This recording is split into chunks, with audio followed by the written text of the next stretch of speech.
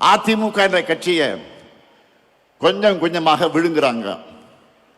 அரசியல்ல நேர் எதிரியா இருந்தாலும் அதிமுக தொண்டர்கள் மேல நாங்கள் உண்மையாக பரிதாபப்படுகிறோம். அவங்களுடைய உணர்வுக்கு மாறாக கட்சியை கொண்டு போய் டெல்லியில் அடமானம் வச்சுட்டாரு பழனிசாமி.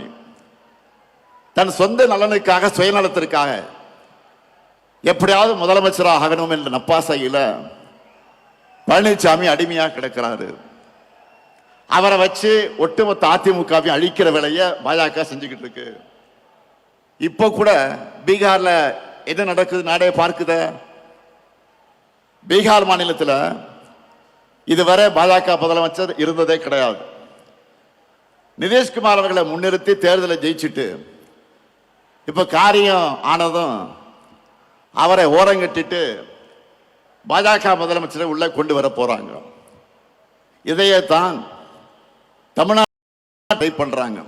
நான் அடிச்சு சொல்றேன், சேலஞ்ச் பண்ணி சொல்றேன், இந்த முத்துவேல் கருணாநிதி ஸ்டாலினும் எங்க திமுக இருக்கிறவரை பாஜகவால் தமிழ்நாட்டை ஆள முடியவே முடியாது. நீங்க அண்டர் பல்ட்டி அடிச்சாலும், என்ன முகமடி போட்டு கொண்டு வந்தாலும், புதுசா யாரை கூட்டிக்கிட்டு வந்தாலும், எத்தனை ஏவல் அமைப்புகளை வச்சு மிரட்டி பார்த்தாலும் தமிழ்நாடு எப்பவுமே உங்களுக்கு தான்.